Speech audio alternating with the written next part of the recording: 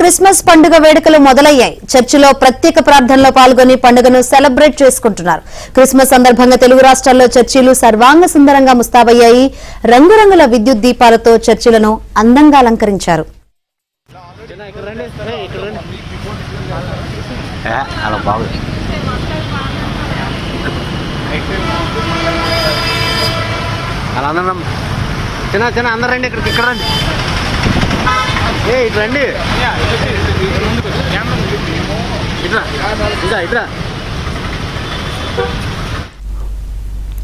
Right, దేశవ్యాప్తంగా Christmas పండుగ వేడుకలు మొదలయ్యాయి. చర్చిల్లో ప్రత్యేక ప్రార్థనలో పాల్గొని పండుగను సెలబ్రేట్ చేసుకుంటున్నారు. మరిన్ని వివరాలు అందించేందుకు విజయవాడ నుంచి మా ప్రతినిధి లీలా లైవ్ ద్వారా సిద్ధంగా ఉన్నారు. లీలా,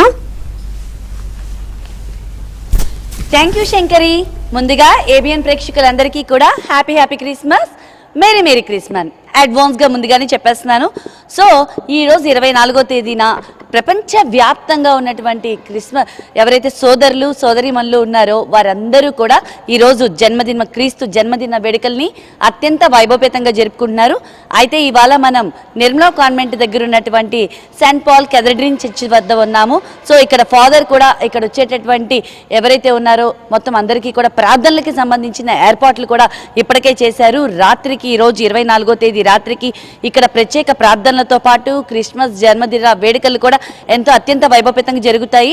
అలాగే కేక్ కట్ చేసుకోవడం, ప్రతి ఇల్లు కూడా అందంగా కూడా ముస్తాబు చేసుకుంటారు. ప్రతి చర్చి కూడా ఎంతో అందంగా ముస్తాబై ఉంటుంది. ఇప్పుడు చూడొచ్చు వెనకాల చర్చి కూడా ఎంత అందంగా ముస్తాబు చేశారనేది మనకి కనిపిస్తుంది. ఇక్కడే ఒక పశువుల పాకని ఏర్పాటు చేశారు. అలాగే క్రిస్మస్ ట్రీని కూడా ఏర్పాటు చేశారు.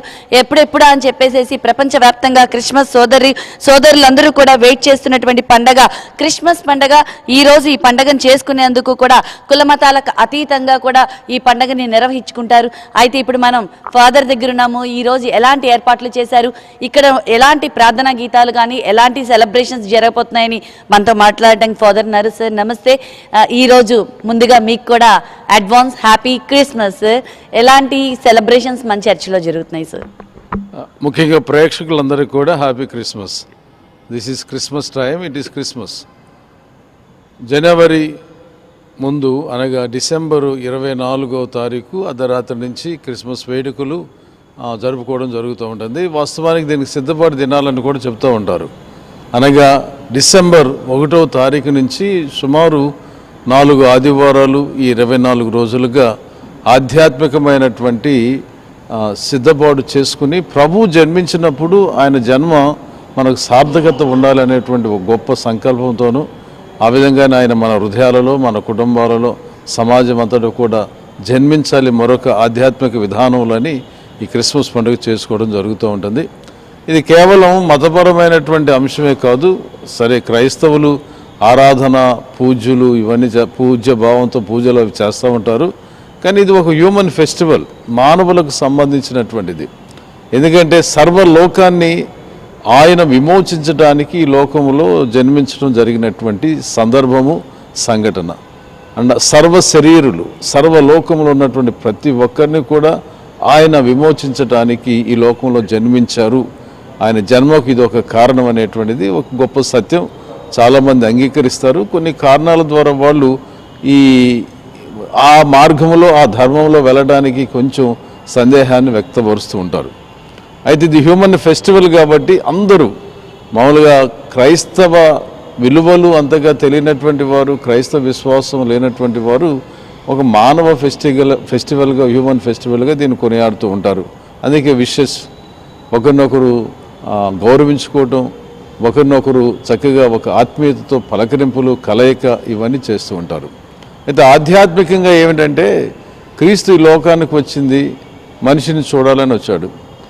ఆయన వచ్చినప్పుడు పరిస్థితి ఎలా ఉంది, ఆయన సృష్టించినటువంటి మనిషి మానవలోకం ఎలా ఉంది అని పరిశీలన చేయడానికి వచ్చినప్పుడు అది చాలా గందరగోళంగా ఉంటే ఆయనే వచ్చి మనలాగా జీవించి మానవులను ఉద్ధరించి విమోచించి ఎక్కడైతే మానవుడు ఉండాలో అక్కడికి తీసుకువెళ్ళడానికి జన్మించి ఆయన సిలువలో మరణించి ఇచ్చేస్తారు.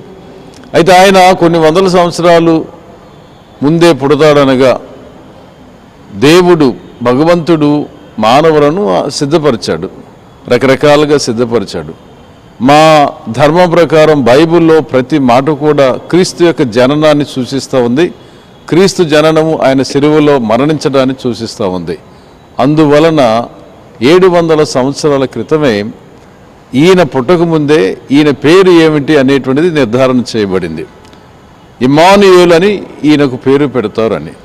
ఇమ్మానుయేల్ అనగా దేవుడు మనతో ఉన్నాడు, మన మధ్య ఉన్నాడు, మనతో కలిసి ఉంటాడు. చూడండి, 700 సంవత్సరాల క్రితమే ఈ క్రీస్తు యొక్క జననాన్ని గురించి చెప్పడమే కాకుండా ఆయన పేరును కూడా చెప్పడం జరిగింది. అలాగే ఇమ్మానుయేలుకు అర్థమయ్యేటువంటి రీతిలో యేసు అని పేరెట్టాడు. Thank you sir. అయితే చూసారు కదా, మొత్తానికైతే మాత్రం ఇక్కడ క్రిస్మస్ వేడుకలు అత్యంత వైభవపేతంగా జరుగుతున్నాయి. యేసు క్రీస్తుకు సంబంధించినటువంటి జన్మ రహస్యాల్ని వాటన్నిటినీ కూడా ఈ రోజు అయితే మాత్రం వచ్చేటటువంటి భక్తులందరికీ కూడా ఈ రోజు చెప్తారు. ఇక్కడికి వచ్చినటువంటి సోదరులు ఎవరైతే ఉన్నారో సోదరిమణులు కూడా ఆ బైబిల్లో ఉన్నటువంటి వాక్యాలన్నిటినీ కూడా చెప్పి అందులో ఉన్నటువంటి క్రిస్మస్ యొక్క పరమార్థాన్ని సారాంశాన్ని కూడా చెప్తారు. అలాగే ఈ రోజు నైట్ అంతా కూడా ప్రార్థనలు జరుగుతూ ఉంటాయి. అలాగే 12 అయ్యేసరికి 12 గంటలకెల్లా కేక్ కట్ చేసుకొని హ్యాపీ క్రిస్మస్, మేరీ క్రిస్మస్ అని అందరూ కూడా ఒకరినొకరు విష్ చేసుకొని కేక్ కట్ చేసుకొని వారి ఇంట్లో సంబరాలు స్టార్ట్ అయిపోతాయి. ప్రత్యేకమైనటువంటి పిండి వంటలను చేసుకుంటారు. ఒకరింటికి ఒకరు వెళ్ళి ఒకరినొకరు విష్ చేసుకుంటూ ఉంటారు. రేపటి రోజున అందరూ కూడా చర్చికి వచ్చి ప్రత్యేక ప్రార్థనలు కూడా చేస్తూ ఉంటారు శంకరి. అలాగే కొవ్వొత్తును వెలిగించి కూడా వారి ప్రార్థనా గీతాలని ప్రార్థనలు కూడా ఆలపిస్తూ ఉంటారు శంకరి.